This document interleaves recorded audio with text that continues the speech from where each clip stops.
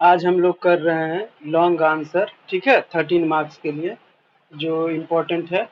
सबसे पहला सवाल है हमारा हिंदू लॉ में, discuss uniform civil code with relevant case laws. ठीक है, आपसे पूछ रहा है यूनिफॉर्म सिविल कोड के बारे में बताइए और उसके साथ केस लॉज भी उसके रिलेवेंट जो भी होगा वो बताएंगे। ठीक है, the uniform civil code UCC बोलते हैं इसको शॉर्ट में, in India is a proposed set of laws that would replace personal laws based on religious customs and practices with a common set governing all citizens। ठीक है, जैसे हमारे देश में यूनिफॉर्म क्रिमिनल कोड है, ठीक है, जैसे हमारा भारतीय न्याय संहिता है, बीएनएसएस है, ठीक है, भारतीय साक्ष्य अधिनियम है, ठीक है। तो ये सारी चीजें, ये जो लॉज हैं वो इर्रेस्पेक्टिव ऑफ रिलीजन सब पे लागू होता है। ठीक है, तो इसका मतलब है कि ये जो कोड है हमारा वो यूनिफॉर्म है। यूनिफॉर्म का मतलब सब पे लागू होगा, ठीक है, उसमें हम रिलीजन के आधार पर बायसनेस नहीं करेंगे। तो यूनिफॉर्म सिविल कोड का मानना है कि जब क्रिमिनल कोड सब पे लागू होता है तो ये जो सिविल कोड है सबके अपने अपने रिचुअल के आधार पर जो कस्टम से बने हुए हैं, कोई इस तरीके से करेगा, कोई उस तरीके से करेगा, ठीक है। तो इस सब को एक कॉमन सेट ऑफ लॉज बनाया जाए, ठीक है, और उसके आधार पर सबको गवर्न होना चाहिए, ऐसा यूसीसी का मानना है।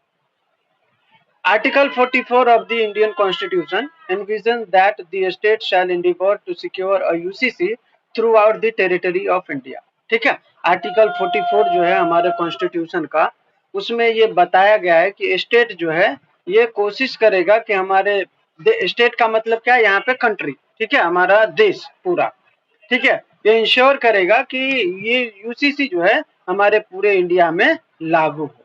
ठीक है, however the implementation of a UCC has been a subject of debate and legal scrutiny over the year। ठीक है, इसके बावजूद भी क्या होता है, यूसीसी पे बहुत सारी बहसें होती है, ठीक है, कि भाई किसी का फंडामेंटल राइट वायलेट हो सकता है, किसी का वो राइट टू रिलीजन वायलेट हो सकता है। तो इस सब बातों में आज तक ये इम्प्लीमेंट हो नहीं पाया, ठीक है, और ये चलते आ रहा है। ये हो गया यूसीसी का।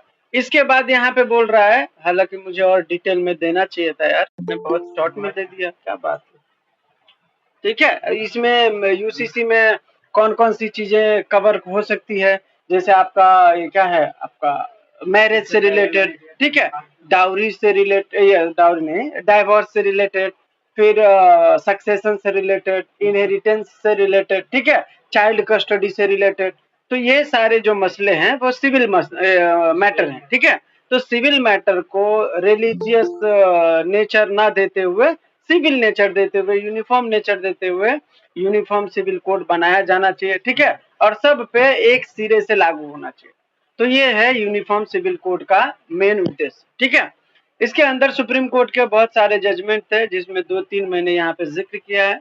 एक है मोहम्मद अहमद खान वर्सेस शाह बानो बेगम, ठीक है, ये आया था 1985 में केस।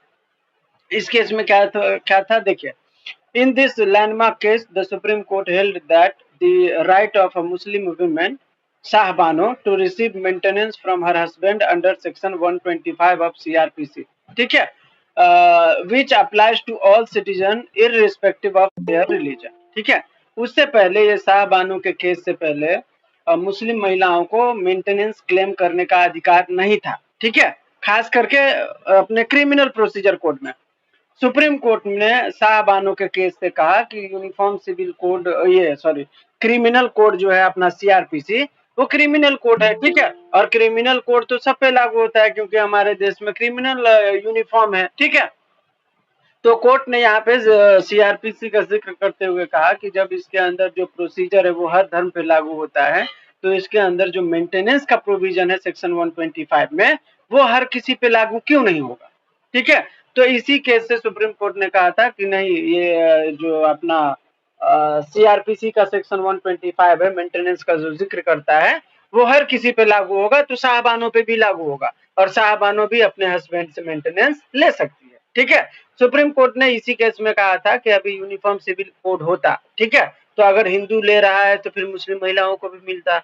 तो यहाँ पे उनके लॉज अलग हैं, अपने लॉ मतलब हिंदू में पर्सनल लॉज अलग हैं, इसीलिए ये थोड़ा सा प्रॉब्लम क्रिएट हो जाता है। तो सुप्रीम कोर्ट ने इसी केस से यूनिफॉर्म सिविल कोड की जरूरत पर ध्यान देते हुए अपनी बात रखी थी। ठीक है। दूसरा है आपका Sarla Mudgal versus union of India. कई बार केस लॉज भी पूछे जाते हैं आपके, जैसे अभी पूछा था ना विद रिलेवेंट केस लॉ। ठीक है, तो दो केस लॉ तो याद रखिएगा, एक अहमद ये शाहबानो बेगम का केस और एक सरला मुदगल का केस। ठीक है, और अगर याद रहे तो ट्रिपल तलाक केस भी याद रखना, जो साहिरा बानो का केस था, जिसमें उसके हस्बैंड ने तलाक तलाक तलाक बोल के खत्म कर दिया था। ठीक है, बाकी उस महिला का क्या, जो इतने मतलब सपने संजो के रखी थी शादी के बाद का। ठीक है, तो ऐसा। तो दूसरा केस था सरला मुदगल का केस। सरला मुदगल के केस में क्या हुआ था, देखिए, this case dealt with the issue of bigamy and the conflict between personal laws. ठीक है, यहाँ पे क्या हुआ था मैं बताऊं आपको कहानी। तो ये जो सरला मुदगल है, उसके पति न किसी शादी के बाद, सरला मुदगल से शादी होने के बाद उसके पति को कोई मुस्लिम महिला पसंद आ जाता है। ठीक है, तो उस मुस्लिम महिला से शादी करने के लिए वो खुद को इस्लाम में कन्वर्ट कर लेता है। ठीक है, फिर वो और ये जो मैं अभी बता रहा हूँ ना सरला मुदगल का, ये आपका सिचुएशनल क्वेश्चन में भी आया है। ठीक है, कि आपको स्टोरी दे देगा कि एक फीमेल है सरला नाम की, उसकी शादी होती है। ठीक है, उसके हस्बैंड दूसरे धर्म में शादी कर लेते हैं। अब यहाँ पे बताइए, दूसरे धर्म से शादी करने पर यहाँ पे कौन सा अपराध बनता है? तो कौन सा अपराध बना उसका? बाइगेमी, क्योंकि हिंदू लॉ में एक ही शादी अलाउड है, यहाँ पे उसने दूसरी शादी कर ली, बराबर। तो यहाँ पे उसने बाइगेमी अपराध किया। फिर आपसे सिचुएशनल में उसी में पूछा जा सकता है कि यहाँ पे सरला जो महिला है उसके पास क्या रेमेडी है? तो क्या रेमेडी रहेगा? वो उसके पास ये रेमेडी रहेगा कि वो कोर्ट जाए, पहले तो बाइगेमी का केस करे। ठीक है, इसके बाद वो मेंटेनेंस भी क्लेम कर सकती है, क्योंकि वो लॉफुली डाइवोर्स लिया भी नहीं था उससे, उसने दूसरी शादी कर ली, तो दूसरा शादी जो है उसका वो वाइड डिक्लेयर हो जाएगा कोर्ट के थ्रू। ठीक है, तो ये सारी रेमेडी उनके पास है। ठीक है, आते हैं केस पे फिर से। तो यहाँ पे सरला मुदगल का जो पति है वो मुस्लिम महिला से शादी करने के लिए वो खुद को कन्वर्ट कर लेता है और शादी कर लेता है। ठीक है, सरला मैडम जो है वो कोर्ट जाती हैं। कोर्ट में सुप्रीम कोर्ट ने कहा कि हाँ, उसके हस्बैंड जो है उन्होंने बाइगेमी कमिट किया है, क्योंकि लॉफुली उसने एक बार हिंदू मैरिज एक्ट के तहत शादी किया, तो वो दूसरी शादी नहीं कर सकता है जब तक वो डाइवोर्स ना दे दे। लेकिन उसने डाइवोर्स भी नहीं दिया था। ठीक है, तो यहाँ पे सिचुएशन ऐसा आ गया था, तो सुप्रीम कोर्ट ने कहा कि देखो, लोग धर्म भी बदल रहे हैं, दूसरी शादी भी कर रहे हैं, अगर यूनिफॉर्म सिविल कोड होता तो सबका नियम एक हो जाता। ठीक है, चाहे वो हिंदू को किसी से करना हो, मुस्लिम को किसी से करना हो, कोई प्रॉब्लम नहीं है। अभी सबके पर्सनल लॉज अलग अलग हैं, कस्टम अलग अलग है, तो एक दूसरे के धर्म में शादी करने में थोड़ा प्रॉब्लम भी हो रहा है, बराबर। तो यहाँ पे सुप्रीम कोर्ट ने कहा था कि यूसीसी की जरूरत अभी आ गई है, अगर यूसीसी होता तो इतना कॉन्फ्लिक्ट नहीं होता। ठीक है, नेक्स्ट है आपका ट्रिपल तलाक केस, जिसको सायरा बानो केस भी बोला जाता है। ठीक है, इसमें भी सुप्रीम कोर्ट ने कहा था कि ट्रिपल तलाक ये यूसीसी की जरूरत है। ठीक है, इस केस में क्या हुआ था, जो सायरा बानो है उसके हस्बैंड ने इंस्टेंट तलाक दे दिया, मतलब खड़े खड़े 3 बार तलाक बोल के खत्म हो गया शादी। ठीक है, तो उन्होंने सुप्रीम कोर्ट में वो दिया, मतलब चैलेंज किया इस जज ऑर्डर को, इसके तलाक को, कि ऐसे कैसे कोई मतलब 3 बार जब मन में आया बोल दिया और खत्म हो गया शादी, उसके बाद उस महिला का क्या? ठीक है, तो उन्होंने कोर्ट में कहा कि ये मुस्लिम महिलाओं के जो फंडामेंटल राइट है उसको वायलेट करता है, और जैसे ही ये वायलेट करता है तो फिर ये क्या है, अनकॉन्स्टिट्यूशनल है।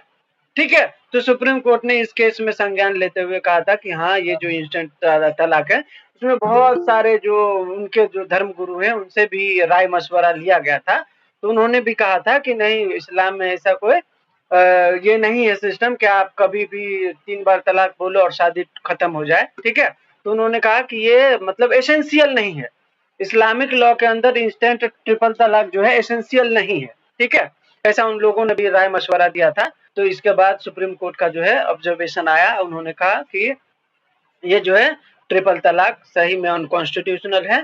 ठीक है, और इसके बाद सुप्रीम कोर्ट ने इसको अनकॉन्स्टिट्यूशनल घोषित करके पार्लियामेंट से बोला कि इसके ऊपर लॉ बनाइए। ठीक है, ताकि इसका मिसयूज ना हो। और इसी केस में सुप्रीम कोर्ट ने कहा था कि अगर अभी तक में यूसीसी लागू हो गया होता, ठीक है, तो जैसे हिंदू लॉ में है कि आप तुरंत किसी को तलाक नहीं दे सकते, प्रोसेस है पूरा। ठीक है, तो अगर यूसीसी होता तो कम से कम ये इंस्टेंट ट्रिपल तलाक का कुछ प्रॉब्लम तो नहीं आता ना। ठीक है, तो ये सारी चीजें उसमें थी। रिसेंट डेवलपमेंट है, अगर आपको लिखना हो एग्जाम में तो आप लिख सकते हैं कि उत्तराखंड पहला स्टेट है, ठीक है, जहाँ पे यूसीसी लागू हुआ है। उससे पहले भी गोवा में लागू हो चुका था, लेकिन गोवा में बहुत आजादी के टाइम से ही लागू हुआ, ठीक है। अभी जो रिसेंटली लागू हुआ है वो उत्तराखंड में लागू हुआ है। वहाँ पे हिंदू, मुस्लिम, सिख, ईसाई सबके लिए एक कानून है। शादी करना है तो एक ही, डाइवोर्स देना है तो एक ही नियम से, ठीक है। वहाँ पे अलग अलग कोई प्रॉब्लम नहीं। ये है recent development. Explain the term partition and the various modes of partition, ठीक है। ये बोल रहा है कि पार्टीशन क्या होता है। तो पार्टीशन का मैंने बताया था कि पार्टीशन का मतलब क्या होता है, ज्वाइंट हिंदू फैमिली का जो प्रॉपर्टी है उसको जो हम डिवीजन करते हैं, ठीक है, उनके जो को पार्टनर होते हैं उसके बीच, तो उसको पार्टीशन कहा जाता है, ठीक है। पार्टीशन का मतलब क्या, बंटवारा। जो भी प्रॉपर्टी ज्वाइंट फैमिली का है उसको को पार्टनर के बीच अगर हम डिस्ट्रीब्यूट करते हैं, डिवीजन करते हैं, बांटते हैं, शेयर करते हैं, ठीक है, तो उसको बोला जाता है पार्टीशन। मेन ये याद रखना। अब ये पार्टीशन के लिए एसेंशियल क्या है, तो इंटेंशन जरूरी है, ठीक है। अगर मुझे पार्टीशन लेना है, करना है, तो मेरा इरादा होना चाहिए, ठीक है। मैं फोर्सफुली मैं पार्टीशन नहीं कर सकता। इसके बाद मुझे अपने इंटेंशन को कम्युनिकेट करना पड़ेगा, मेरे जो भी को पार्टनर है उनको बताना पड़ेगा कि भाई मुझे अलग होना है अब, ठीक है। इसके बाद उसमें प्रॉपर्टी का डिवीजन होना चाहिए फिजिकली। ऐसा नहीं है कि मुंह से पार्टीशन कर लिया और कुछ हुआ ही नहीं है, ऐसा नहीं। डिवीजन होना चाहिए प्रॉपर्टी का।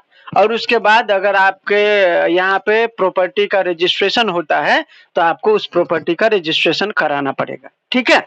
तब माना जाएगा कि आपका जो पार्टीशन हुआ है वो वैलिड है, ठीक है। तो हमने पार्टीशन समझ लिया, एसेंशियल क्या क्या है वो समझ लिया। इसके बाद हम समझेंगे कि पार्टीशन कैसे कैसे हो सकता है। तो सबसे पहला है पार्टीशन बाय एग्रीमेंट। एग्रीमेंट के थ्रू भी आप पार्टीशन कर सकते हो। जैसे मान के चलिए हम 3 भाई हैं, ठीक है, हमारी कोई एंसेस्ट्रल प्रॉपर्टी है, हम तीनों भाई म्यूचुअली अग्री हुए कि हमें अब ये प्रॉपर्टी को बांट लेना है, तो ये क्या हुआ, पार्टीशन बाय एग्रीमेंट, ठीक है। एग्रीमेंट के थ्रू हमने बांट लिया आपस में एग्री करके। दूसरा फॉर्म है पार्टीशन बाय सूट, ठीक है। अगर मुझे मेरे फैमिली वाले या मेरे भाई बोलते हैं कि नहीं अभी हमें पार्टीशन नहीं करना है, लेकिन मुझे लगता है कि नहीं मुझे पार्टीशन करना है। 3 भाई है, एंसेस्ट्रल प्रॉपर्टी है, 2 भाई चाहता है कि मिल के रहे, एक भाई चाहता है कि अलग हो जाए, ठीक है। तो अब यहाँ पे क्या करना पड़ेगा, तीसरे भाई को जिसको अलग होना है वो कोर्ट जाएगा कि भाई मुझे अपना प्रॉपर्टी चाहिए पार्टीशन करके। तो उसके लिए आप पार्टीशन के लिए आप सूट फाइल कर सकते हो, तो वो पार्टीशन बाय सूट हो गया, ठीक है। तीसरा है पार्टीशन बाय विल। अगर आपने एक्सप्रेसली विल एग्जीक्यूट किया, ठीक है, और उसमें आपने बताया कि हमें इस प्रॉपर्टी का इसे ऐसे डिस्पोजल करना है, तो वो पार्टीशन बाय विल भी हो जाता है, ठीक है। इसके बाद फोर्थ है पार्टीशन बाय आर्बिट्रेशन। अगर तीनों भाई में सहमति नहीं बन रहा है, ठीक है, पार्टीशन के लिए, ठीक है, तो को पार्टनर जो है एक आर्बिट्रेटर अपॉइंट कर सकते हैं, और आर्बिट्रेटर उनके प्रॉपर्टी को डिवाइड करके उनको डिसीजन बता देगा कि भाई इसका इतना होगा, इसका इतना, इसका इतना, ठीक है। तो ये बेसिकली आप पार्टीशन कैसे कैसे कर सकते हो उसके मोड्स हैं या फॉर्म भी बोल सकते हैं इसको, ठीक है। तो पहला है पार्टीशन बाय एग्रीमेंट, अपन म्यूचुअली एग्री करते हैं फिर पार्टीशन हो जाता है। दूसरा है पार्टीशन बाय सूट, अगर 2 भाई नहीं चाहता, एक भाई चाहता है तो उसको सूट फाइल करना पड़ेगा, तो पार्टीशन बाय सूट। तीसरा है पार्टीशन बाय विल, अगर आपने एक्सप्रेसली विल बनाया हुआ है प्रॉपर्टी को डिस्ट्रीब्यूशन करने के लिए, ठीक है, कि इस तरीके से प्रॉपर्टी का बंटवारा होगा, तो फिर आपको उसी तरीके से करना पड़ेगा। इसके बाद है पार्टीशन बाय आर्बिट्रेशन। अगर म्यूचुअली एग्रीमेंट नहीं बन रहा है तो आप एक आर्बिट्रेटर अपॉइंट करो। आर्बिट्रेटर का मतलब एक मीडिएटर के तरीके से कि भाई आप मेरे प्रॉपर्टी का इस तरीके से बांट दो, ठीक है, वो होता है। तो पार्टीशन बाय आर्बिट्रेशन भी होता है। पार्टीशन बाय नोटिस भी होता है कि अगर आपको अलग होना है, ठीक है, तो आप अपने भाइयों को नोटिस भेज दो कि भाई अभी हम अलग होना है, हमारा प्रॉपर्टी हमें दे दीजिए, खत्म करिए मसला। तो ये होता है partition by notice. Partition by conduct भी होता है, अगर आपको नहीं रहना है भाइयों के साथ, आप अलग रहने लगो, ठीक है, उनको बोलो कि अब मुझे जो है मैं अलग रहने लगा हूं तो मुझे अलग प्रॉपर्टी चाहिए, तो आपके कंडक्ट से ही पता चल जाएगा कि भाई अब इसको अलग होना है, ठीक है। पार्टीशन बाय फादर, अगर फादर ही पार्टीशन करके गया है तब तो और अच्छी बात है। पार्टीशन बाय कन्वर्जन, कन्वर्जन का मतलब एक भाई जो है प्रॉपर्टी हिंदू ज्वाइंट फैमिली है और एक अलग हो गया और वो कन्वर्ट कर लिया खुद को, तो अब उसको उस प्रॉपर्टी में हिस्सा नहीं मिलेगा। तो जैसे ही वो हटेगा तो प्रॉपर्टी का जो है पार्टीशन हो जाएगा। अब जैसे 3 भाई में प्रॉपर्टी था, तो अब वो कन्वर्ट कर लिया खुद को, तो अब उसको मिलेगा नहीं, तो वो अलग हो गया ऑटोमेटिकली। तो अब जो प्रॉपर्टी बचा वो पार्टीशन हो जाएगा ना, दोनों भाइयों में अलग अलग बट जाएगा ऐसा। इसके बाद है partition bye marriage under special marriage act. A Hindu who marries under the Special Marriage Act loses membership in the joint Hindu family. This act leads to severance of status of the joint family, though individual retains the right to claim their share of the property. ठीक है, अगर आप शादी कर लेते हो दूसरे धर्म में, स्पेशल मैरिज एक्ट का मतलब क्या होता है? यही होता है ना कि आप दूसरे धर्म में शादी कर रहे हो, तो दूसरे धर्म में शादी करते हो तो ऑटोमेटिकली हिंदू ज्वाइंट फैमिली से आपका जो कनेक्शन है वो कट जाता है, ठीक है, तो भी पार्टीशन हो सकता है। तो ये 9 फॉर्म है पार्टीशन के। उम्मीद है आप लोगों को समझ में आया होगा। किसी को कोई डाउट हो तो पूछ सकते हैं, नहीं तो आगे बढ़ते हैं, लास्ट में पूछ लीजिए। नेक्स्ट क्वेश्चन है हमारा, what are the requisites of a valid adoption? Valid adoption के लिए क्या क्या एसेंशियल है? एसेंशियल का मतलब रिक्विजिट, क्या क्या रिक्वायरमेंट है, क्या क्या जरूरी होना चाहिए, ठीक है। Under Hindu Adoption and Maintenance Act, a valid adoption requires compliance with specific conditions, which is outlined in section 6 and 11. ठीक है, सेक्शन 6 और 11 में कुछ कंडीशंस बताए गए हैं जो कि अडॉप्शन के लिए जरूरी हैं, ठीक है, तो उसको वैलिड अडॉप्शन माना जाएगा। अभी सेक्शन 6 में क्या बोल रहा है वो देखिए। Section 6, requisites of a valid adoption. For an adoption to be valid under Hindu Adoption and Maintenance Act, the following condition must be met. सबसे पहला है capacity and right of the adopter. The person adopting must have the legal capacity and right to do so. ठीक है, capacity का मतलब क्या होता है कि भाई उसका लीगल एज होना चाहिए 18 से ऊपर, ठीक है, या 21 से ऊपर, जो भी लीगल क्राइटेरिया है, ठीक है, लड़का में 21 से ऊपर, लड़की में 18 से ऊपर, ठीक है, तो वो होना चाहिए। इसके बाद क्या होना चाहिए, उसका जो मतलब फिजिकल वो है वो साउंड माइंड होना चाहिए। ऐसा नहीं कि पागल वागल है वो अडॉप्ट करे, ऐसा नहीं होना चाहिए। तो कैपेसिटी का मतलब यहाँ सीधा समझना कि जो बंदा कॉन्ट्रैक्ट करने के लिए कैपेबल है वही बंदा यहाँ पे कैपेबल होगा बच्चे को अडॉप्ट करने के लिए। तो कॉन्ट्रैक्ट करने के लिए क्या क्या कैपेसिटी चाहिए?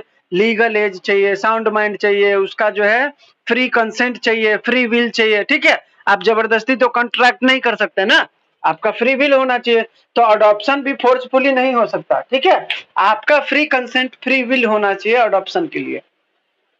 तो ये है आपका ये मतलब कैपेसिटी।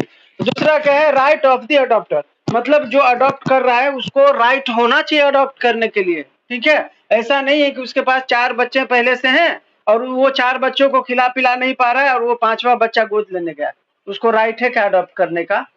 नहीं है। उसकी वाइफ है और वाइफ लिविंग है, उसने वाइफ से कंसेंट नहीं लिया, पूछा ही नहीं, वो ले सकता है क्या अडॉप्ट?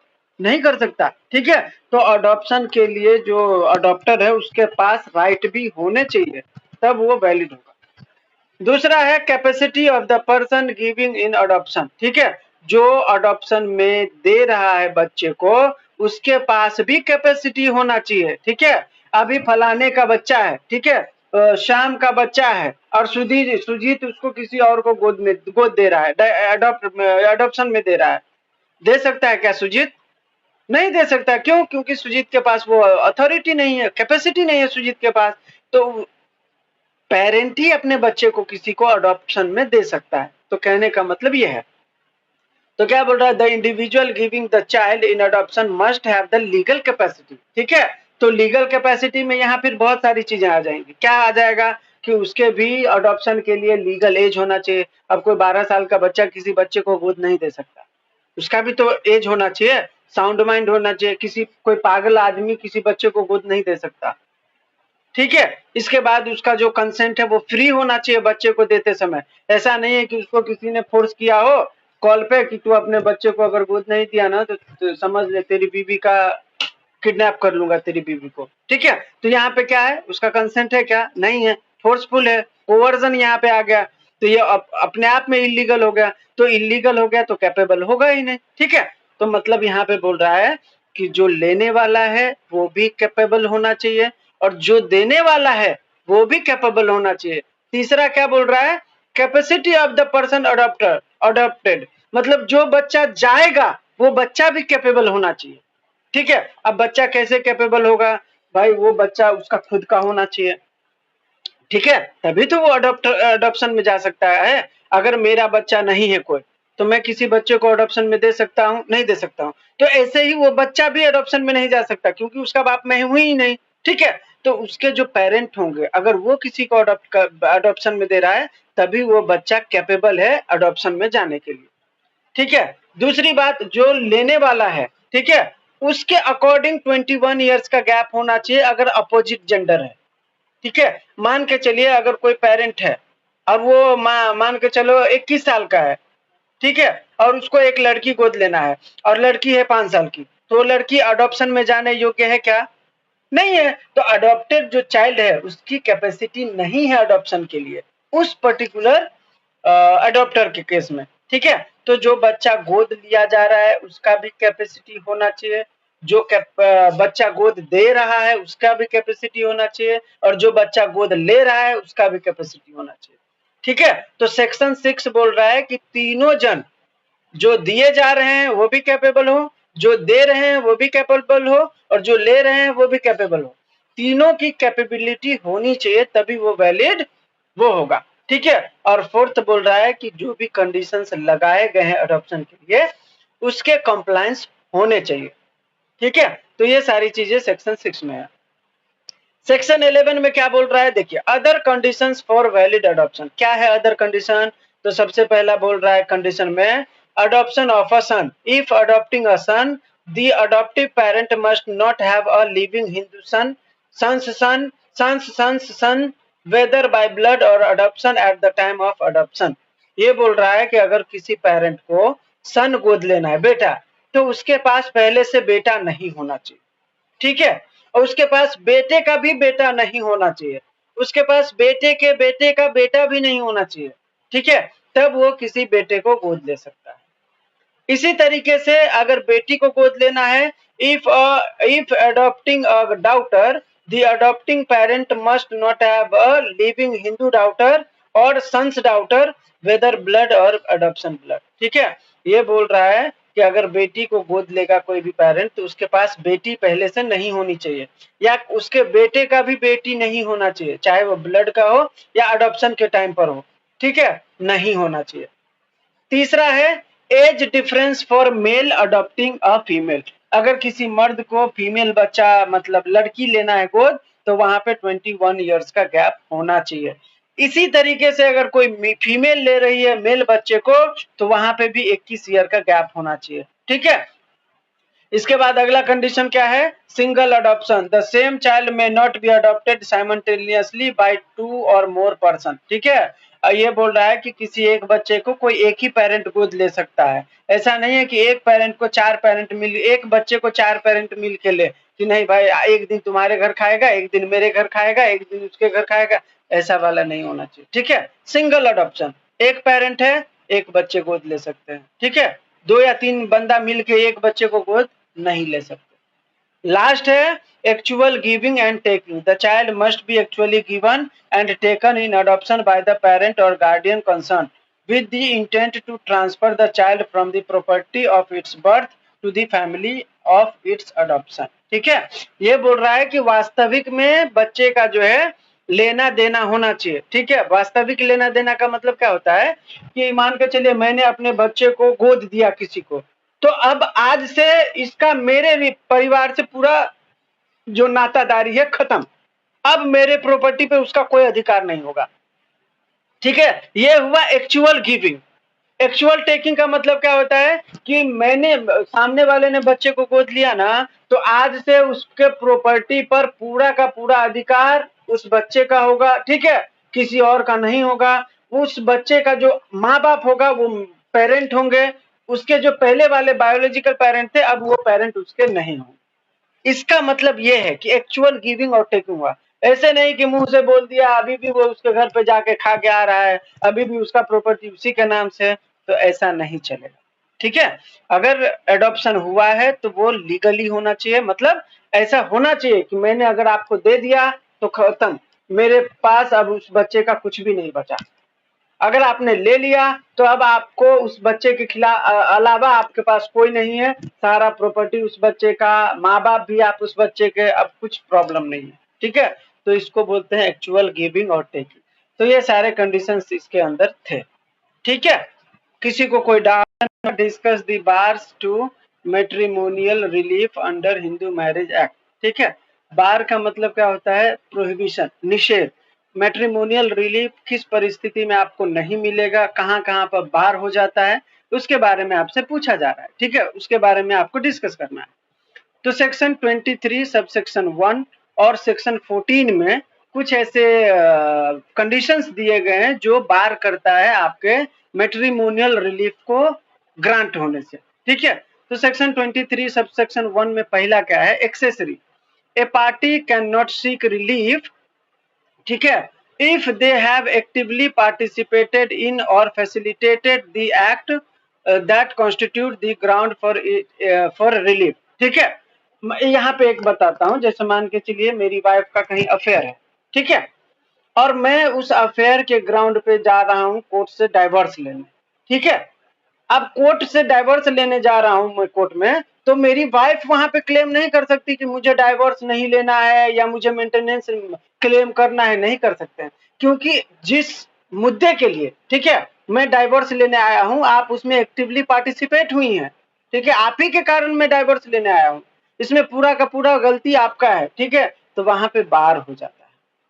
ठीक है, फिर आप क्लेम नहीं कर सकते जहां पे गलती आपकी खुद की हो। दूसरा है connivance. A party can not seek relief if they have consented or facilitated the act constituting the ground for relief even if they did not actively participated. ठीक है, तो यहाँ पे बोल रहा है कि उस कंडीशन में भी आपको रिलीफ नहीं मिलेगा जहां पे आपका कंसेंट रहा हो। ठीक है, एग्जाम्पल फॉर, मतलब मेरी वाइफ ने मुझे कहा कि भाई ये पहले वाले में आपको बताया रहेगा मैंने कि मेरी वाइफ से बच्चा नहीं होगा। ठीक है, कंसीव नहीं कर पा रही है। अब वो जो है मुझे वो दे दी, क्या बोलती हैं, राइट, कि आप ना दूसरी शादी कर लो, तो क्या है, आपको अगर आप दूसरी शादी कर लोगे ना तो आपको मतलब आप पापा बन पाओगे, प्रॉपर्टी का जो है देखभाल करने के लिए वंशज आ जाएगा। ठीक है, तो आप शादी कर लो। जब आपने कंसेंट दे दिया तब आप कोर्ट में कोई ग्राउंड नहीं लेके जाओगे कि मुझे डाइवर्स लेना है, मुझे मेंटेनेंस लेना है, नहीं ले सकते। ठीक है, ये कॉन्निवेंस जो होता है ये भी आपके रिलीफ को बाहर कर देता है। ठीक है, जहां पे आपने खुद कंसेंट दिया हो और तब आप जाके बोलते हो कि नहीं मुझे डाइवोर्स चाहिए, मुझे मेंटेनेंस चाहिए, तो आप नहीं ले सकते। ठीक है, क्योंकि आपने ही कंसेंट दिया था उसको। तीसरा है condonation. If a party has forgiven the other for the matrimonial offence, ठीक है, and resumed cohabitation, they can not later seek relief on that ground. ठीक है, अगर आपने, आपके पति ने कुछ गलती किया था, ठीक है, या आपकी वाइफ ने कुछ गलती की थी, आपने माफ कर दिया, ठीक है, चलो यार होता है, शादी वादी, मतलब फिर आपने अपने रिलेशनशिप को कोहैबिट किया, ठीक है, मतलब फिजिकल वगैरह हो गया। अब बाद में आपको लग रहा है कि नहीं यार उस अपराध के लिए इसको क्षमा क्यों करूं, जाती हूँ कोर्ट में, आप ऐसा नहीं कर सकते। ठीक है, आपने एक बार जब माफ कर दिया, कंडोन कर दिया तो कर दिया, अब आप वहां पे रिलीफ क्लेम नहीं कर सकते, वहां पे वो बार हो जाता है। ठीक है, तो ये सारी चीजें हैं। अगला है डीले का। अगर आपको कोई रिलीफ चाहिए था तो आप टाइम बाउंड में जाओ ना, 3 महीने के लिए आपके साथ पति ने मारपीट किया था, बराबर, आप जाओ क्रुअल्टी का केस करने। अब 5 साल बाद बोल रहे हो, बीच में आप हनीमून पे भी चले गए, बीच में आप ससुराल भी गए, मायके भी गए, अब आपका मन कर रहा है कि नहीं यार क्रुअल्टी का केस कर देते हैं और मेंटेनेंस क्लेम कर लेते हैं, नहीं कर सकते हैं आप। ठीक है, तो आपने क्या किया है, अनरीजनेबल डिले कर दिया है वो रिलीफ लेने से जो आपके पास अधिकार था। ठीक है, इसके बाद बहुत सारे और ग्राउंड है, तो आपको ये 4-5 ही ग्राउंड याद रखना। ठीक है, तो ये बहुत हो जाएगा। तो ये है बार टू मैट्रिमोनियल रिलीफ। ये था सेक्शन 23(1) के अंदर। अब अगला है आपका सेक्शन 14 के अंदर क्या है, तो देखिए Section 14 of HMA prohibit the filing of a petition for divorce within 1 year of the marriage except the in exceptional cases. ठीक है, सेक्शन 14 बोलता है कि आपके पास डाइवोर्स लेने का अधिकार है, बराबर, लेकिन आप विद इन 1 ईयर नहीं ले सकते। अगर आपके शादी का 1 साल हुआ है तो लीगली आप डाइवोर्स के लिए पिटीशन फाइल नहीं कर सकते अनटिल एंड अनलेस कोई एक्सेप्शनल केस ना हो। ठीक है, तो एक्सेप्शनल कोई केस है तो उसमें आप कर सकते हो, बाकी सेक्शन 14 जो है प्रोहिबिट करता है आपको डाइवोर्स लेने से। तो ये एक आपके जो राइट है, आपका एक रिलीफ है ना एक तरीके से डाइवोर्स लेना, तो उस पर बार करता है कौन, सेक्शन 14। नेक्स्ट है this provision aims to encourage reconciliation and prevent hasty dissolution of marriage. ये क्यों किया गया कि भाई लोग अगर ऐसे ही डाइवोर्स लेने लगे ना तो लोग 4 दिन बाद शादी करके डाइवोर्स ले लेगा, 5 दिन बाद शादी करके डाइवोर्स। अगर 1 साल का टाइम बाउंड रहेगा तो पति पत्नी ट्राई तो करेगा ना साथ में रहने का, ठीक है, कि नहीं यार 1 साल बाद ही करेंगे ना, तो 1 साल तक तो उसको साथ में रहना पड़ेगा। क्या पता 1 साल में फिर से प्यार जाग जाए, क्या पता फिर से उनके अंदर जो क्या बोलते हैं आत्मा से आत्मा, सोल से सोल कनेक्ट हो जाए और रिलेशनशिप ग्रो होने लगे। तो ये सारी चीजें इसके अंदर कवर होता है। ठीक है, नेक्स्ट क्वेश्चन है एक्सप्लेन द पोजीशन ऑफ कर्ता of a Hindu joint family and his power. ठीक है, तो हिंदू ज्वाइंट फैमिली जो होता है उनके जो मैनेजर होते हैं, एक तरीके से जो हेड होते हैं, उनको बोला जाता है कर्ता। ठीक है, सीनियर मोस्ट जो भी को पार्टनर होता है उसको कर्ता बोला जाता है, ये सच बात है। ठीक है, इन हिंदू लॉ द कर्ता is a head and manager of Hindu undivided family. ठीक है, या ज्वाइंट हिंदू फैमिली दोनों बोल सकते हैं। Traditionally this role was assumed by the senior most male co partner. ठीक है, जो भी सीनियर मोस्ट होगा घर में उनको जो है कर्ता कहा जाता है।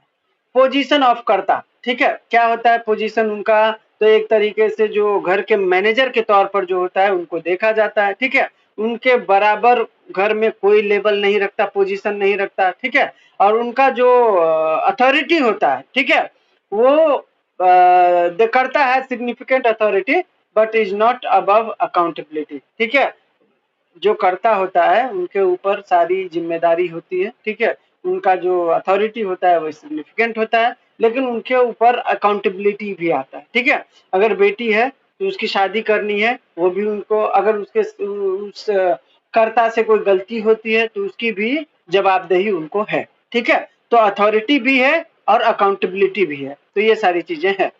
अब कर्ता के पावर क्या क्या हैं ये आपसे पूछा जा रहा है।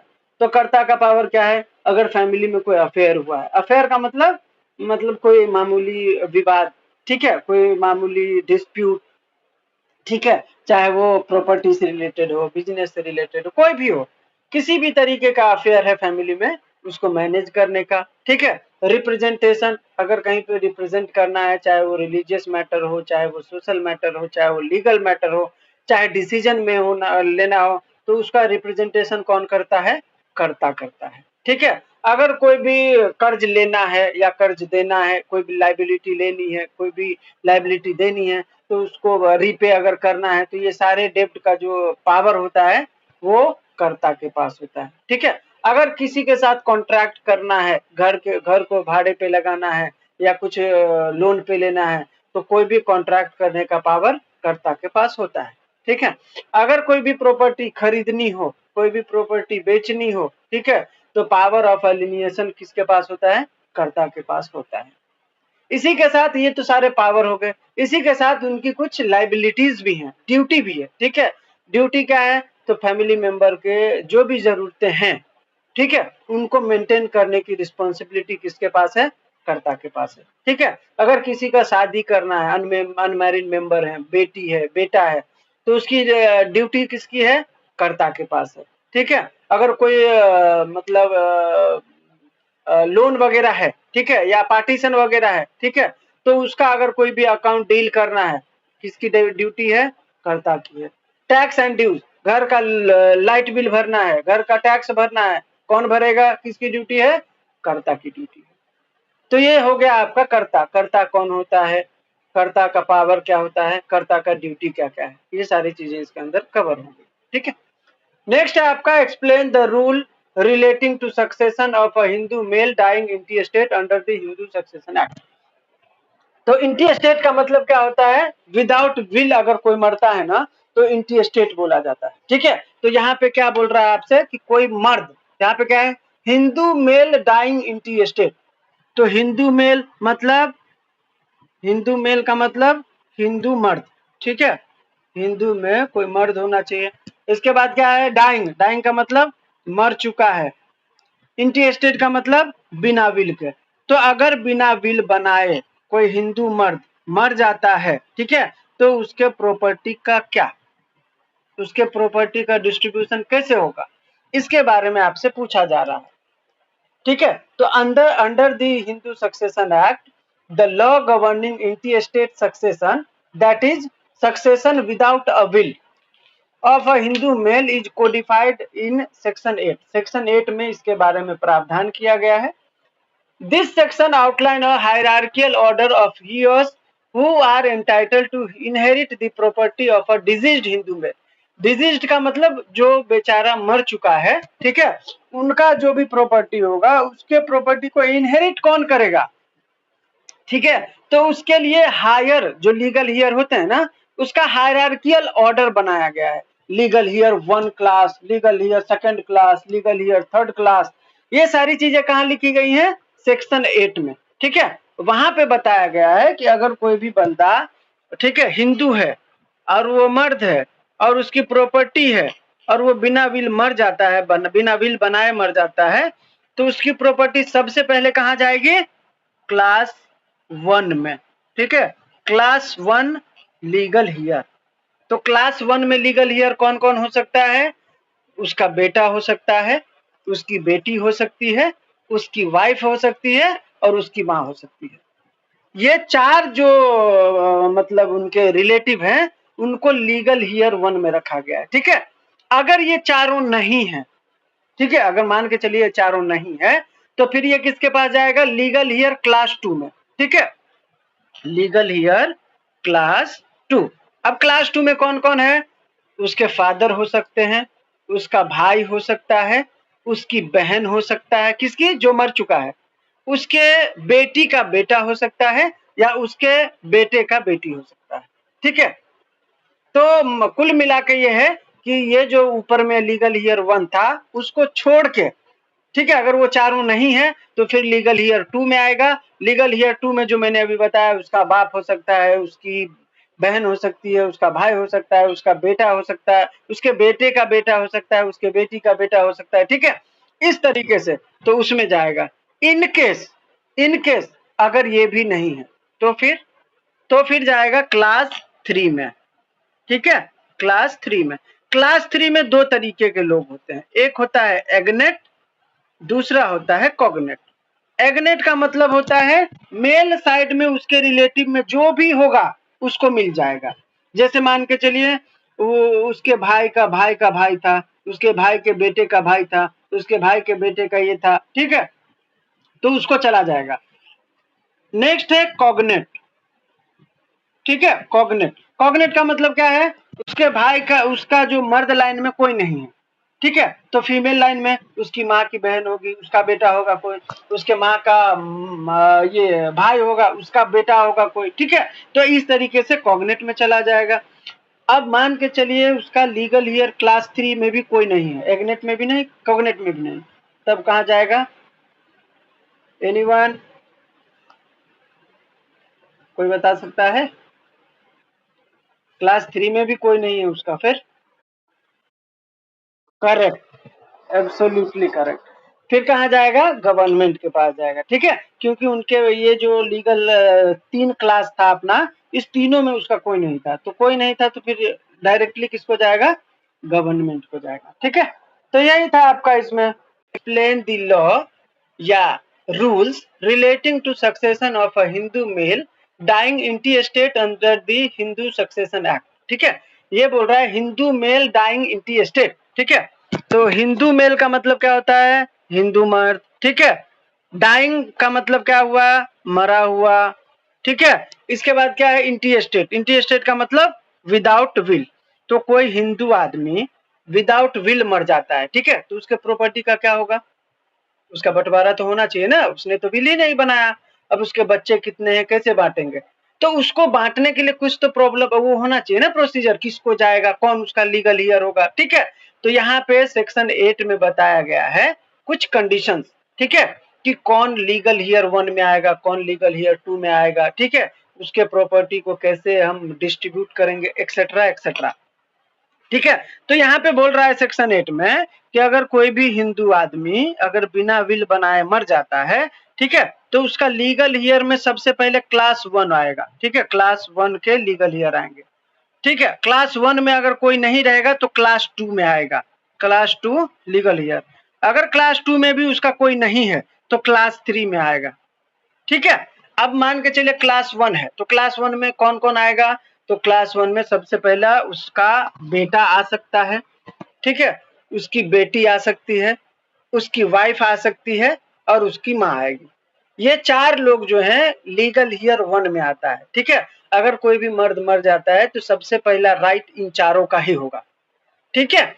इसके बाद मान के चलिए क्लास जो 1 था हमारा लीगल हियर का, उसमें उसका कोई है ही नहीं, तो अब ये प्रॉपर्टी किसके पास जाएगा, क्लास 2 हियर के पास, ठीक है, क्लास 2 हियर के पास। क्लास 2 हियर में कौन आएगा, क्लास 2 हियर में आएगा उसके फादर, उसके ब्रदर, उसकी सिस्टर, उसके डॉटर का सन या उसके सन का डॉटर या सन का सन, कुछ भी, ठीक है। तो ये हो गया इसके लीगल हियर 2 में। अब मान के चले इसमें भी उसका कोई नहीं था, न उसका भाई है न उसकी, मतलब सब के सब खत्म हो चुके हैं, ठीक है। तो अब कहाँ जाएगा, अब जाएगा क्लास 3 में, ठीक है। क्लास 3 में 2 तरीके के लोग होते हैं, एक होता है एग्नेट, एक होता है कॉग्नेट। एग्नेट का मतलब होता है मेल लीनियज, मतलब उसके भाई का भाई का भाई होगा, उसके भाई का बेटा होगा, उसके भाई के बेटे का बेटा होगा, मतलब मर्द साइड से जो भी लीनियज होगा ना उसका, ठीक है, दूर के भी रिश्तेदार चलेंगे लेकिन मेल साइड से, तो उसको एग्नेट कहा जाएगा, ठीक है। और कॉग्नेट का मतलब होता है कि भाई मेल हो या फीमेल हो, ठीक है, मोस्टली इसमें फीमेल होता है। फीमेल लीनियज अगर कोई है, जैसे मान के चलिए उसकी माँ की बहन होगी, माँ की बहन की बेटी होगी, ठीक है, तो इस तरीके से अगर कोई दूर के रिश्तेदार हैं तो वो कॉग्नेट हो जाएंगे, ठीक है। तो एग्नेट और कॉग्नेट अगर दोनों में भी नहीं है, ठीक है, तो फिर प्रॉपर्टी गवर्नमेंट के पास चली जाएगी। समझ में आया। नेक्स्ट क्वेश्चन है, enumerate in detail the ground available wife for divorce under Hindu marriage act, ठीक है। Explain cruelty, conversion and desertion as ground of divorce, ठीक है। तो यहाँ पे बोल रहा है आपको कि भाई ग्राउंड के लिए ये याद रखना है, यहाँ पे सिर्फ वाइफ के लिए पूछ रहा है आपसे, ठीक है।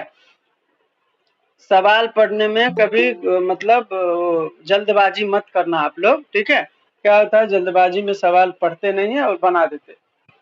यहाँ पे सवाल पूछ रहा है ग्राउंड अवेलेबल फॉर वाइफ, ठीक है, यहाँ पे हस्बैंड नहीं दिया, सिर्फ वाइफ के लिए पूछा जा रहा है, ठीक है।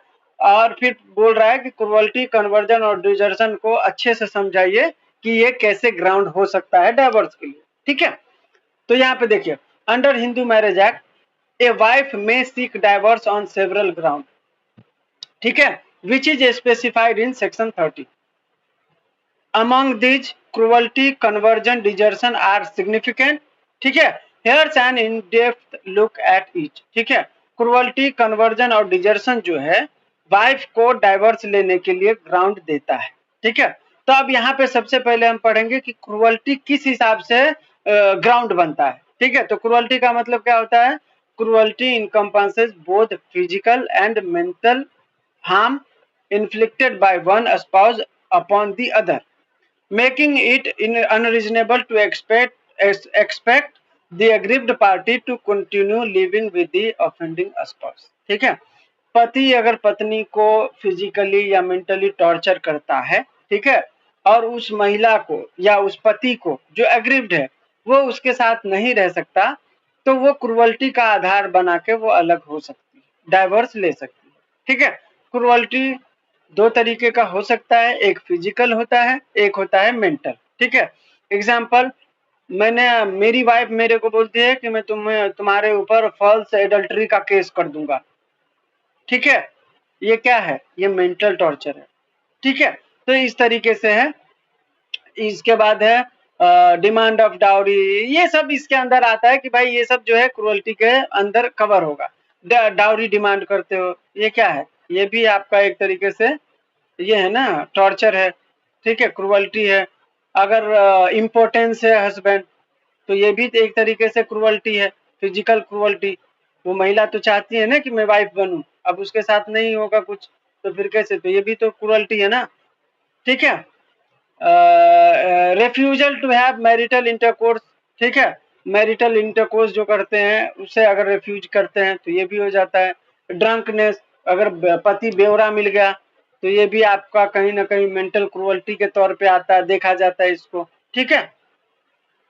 तो ये सारी चीजें जो है क्रूअल्टी के अंदर हैं। इसके बाद लीगल प्रेसिडेंट भी है। In the case of Praveen Mehta versus Indrajit Mehta, the court defined mental cruelty as the state of mind and emphasize that it can be inferred from the fact and circumstances of the case. दूसरा case है, the Madras high court ruled that wife's decision to not relocate with her husband to focus on her career does not constitute cruelty, ठीक है। Wife ने कहा था एक case में कि मैं पति के साथ नहीं जाऊंगी, पति का ट्रांसफर हो गया था, ठीक है।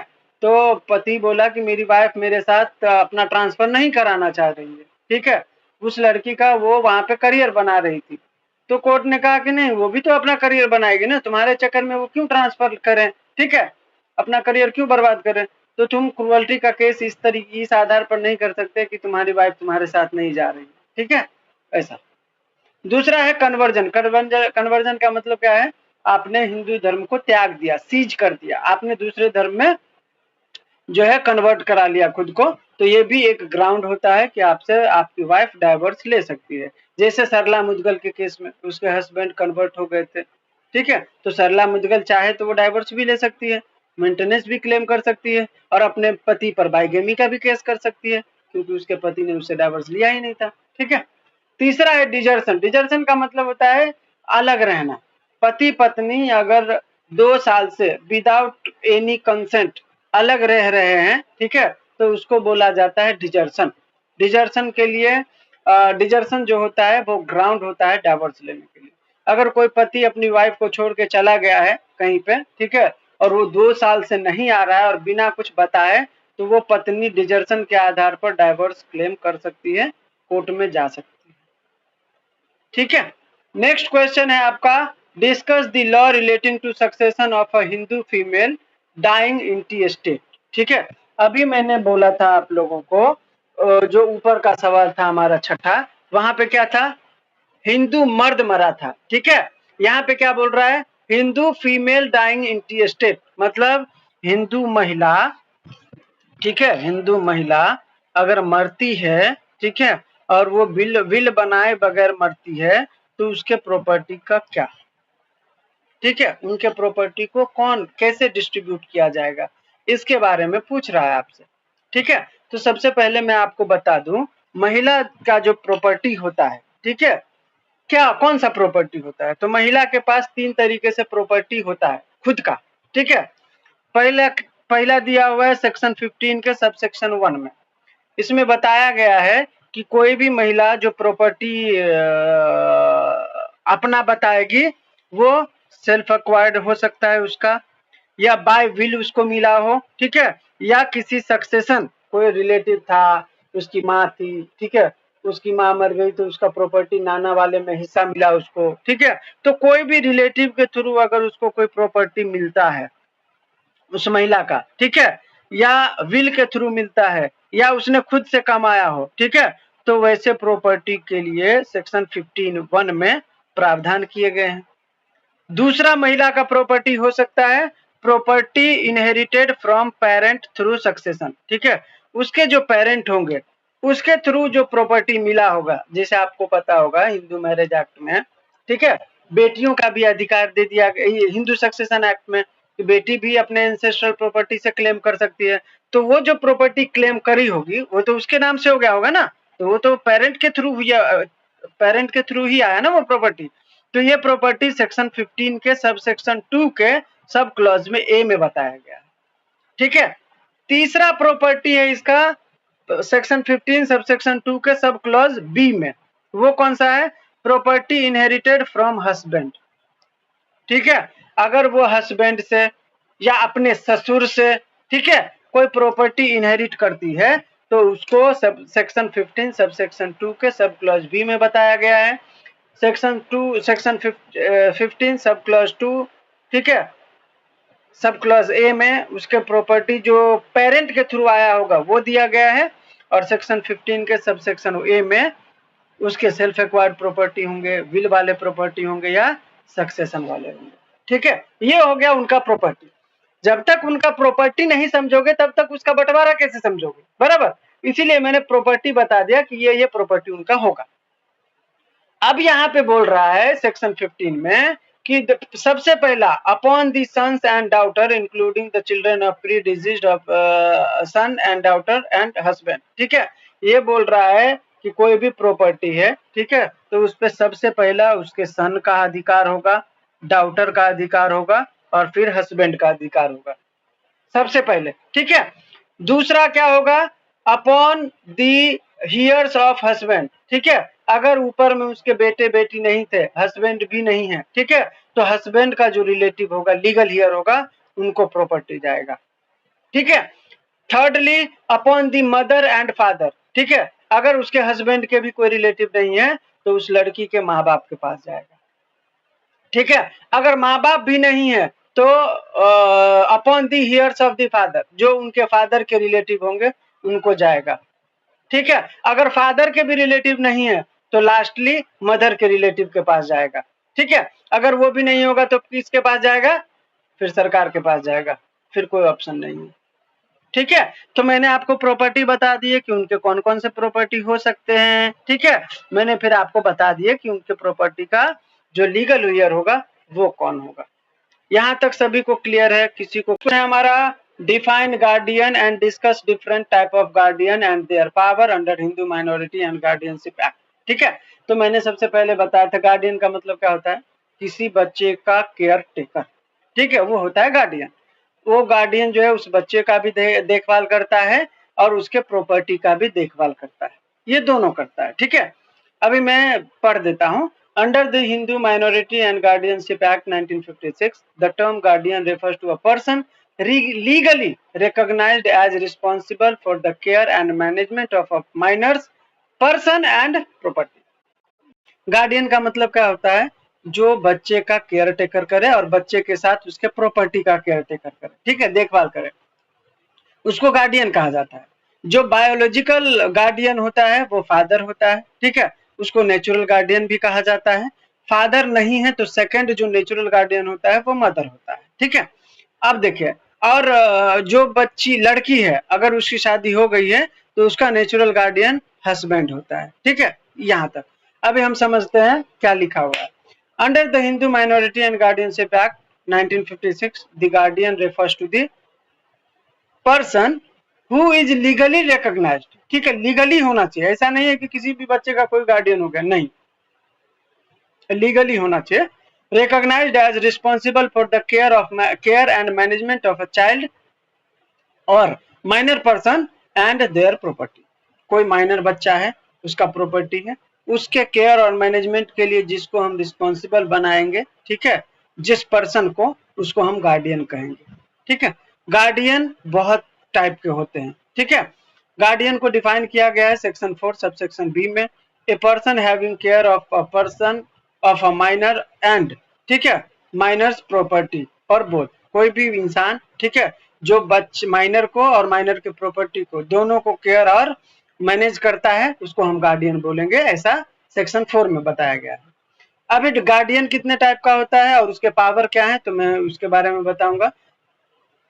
सेक्शन 6 में नेचुरल गार्डियन के बारे में बताया है। ठीक है, गार्डियन जो होता है बेसिकली 4 तरीके का होता है। सबसे पहला होता है नेचुरल गार्डियन, दूसरा होता है टेस्टामेंटरी गार्डियन, तीसरा होता है डी फैक्टो गार्डियन और चौथा होता है guardian appointed by the court. ठीक है, नेचुरल गार्डियन का मतलब क्या होता है, बायोलॉजिकल पेरेंट। ठीक है, जो माँ बाप होते हैं वो नेचुरल गार्डियन माना जाता है। सबसे पहले बाप को, फादर को माना जाता है नेचुरल गार्डियन, फादर के बाद मदर को माना जाता है। ठीक है, अगर मदर जो है क्या बोलते हैं, हस्बैंड है, कोई भी शादीशुदा लड़की है तो उसका जो नेचुरल गार्डियन होगा वो हस्बैंड माना जाता है। ठीक है, अगर कोई इलिजिटिमेट बच्ची है, ठीक है, लड़की है या लड़का है, तो उसका जो नेचुरल गार्डियन होगा उसको मदर माना जाता है। ठीक है, मतलब नेचुरल गार्डियन मदर को माना जाता है। इसके बाद है आपका इनका पावर क्या होता है नेचुरल गार्डियन का, तो ये माइनर के जो प्रॉपर्टी होते हैं उसको मैनेज करने का पूरा अधिकार रखते हैं। ठीक है, ये माइनर के प्रॉपर्टी को बिना कोर्ट के परमिशन से ट्रांसफर नहीं कर सकते हैं। ठीक है, और कोई भी तरीके का बच्चे के प्रॉपर्टी को अनऑथराइज ट्रांसफर नहीं कर सकता। ठीक है, तो बच्चे के हित के लिए जो भी स्टेप्स लेने होंगे ये सारा पावर नेचुरल गार्डियन के पास होगा। दूसरा है आपका टेस्टामेंट्री गार्डियन, इसको सेक्शन 9 में डिफाइन किया गया है। ठीक है, टेस्टामेंट्री गार्डियन बाय विल होता है। ठीक है, जैसे मान के चलिए मैं हूँ, ठीक है, और मैंने बहुत बार बताया आप लोगों को, मान के चलिए मैं हूँ, ठीक है, और मुझे लग रहा है कि मैं बीमार हूँ, मैं मर जाऊंगा। ठीक है, तो मैं एक गार्डियन अपॉइंट करके जाता हूँ अपने बच्चे के लिए। ठीक है, कि मेरे बिहाफ में मेरे बच्चे का ये गार्डियन रहेगा, तो मैं अपने भाई को बना दूंगा या किसी और को बना दूंगा, गार्डियन बना दिया मैंने। ठीक है, तो वो जो गार्डियन होगा वो टेस्टामेंट्री गार्डियन होगा। यहाँ पे एक्सेप्शन ये हो जाता है कि अगर मैंने गार्डियन अपॉइंट करके गया और मैं मर गया, ठीक है, मेरी वाइफ अगर किसी और को गार्डियन अपॉइंट की तो मैंने जो बनाया था विल के थ्रू टेस्टामेंट्री गार्डियन वो निरस्त हो जाएगा। ठीक है, मेरी वाइफ ने जिसको बनाया वो टेस्टामेंट्री गार्डियन हो जाएगा। ठीक है, तो ये है, तो टेस्टामेंट्री गार्डियन का मतलब बाय विल, आपने विल बना के किसी को गार्डियन बना के गए हो। तीसरा है डिफैक्टो गार्डियन। डिफैक्टो गार्डियन का मतलब ये होता है कि कोई भी बच्चा है जिसका मैं शुरू से ही देखभाल करता हूँ, ख्याल रखता हूँ, ठीक है, मेरा पड़ोसी था वो, तो अगर डिफैक्टो का मतलब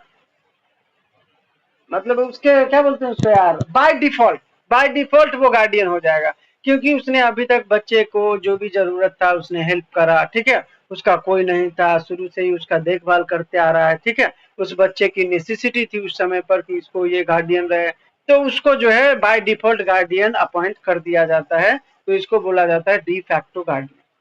ठीक है, तो इनके भी पावर्स हैं कि भाई वो पावर हमेशा याद रखना बच्चे के हित में ही होगा, कोई भी इलीगल ट्रांजैक्शन वो नहीं करेगा, अगर करता है तो वो वॉइड हो जाएगा, सीधा याद रखना। फोर्थ टाइप का है guardian appointed by the court.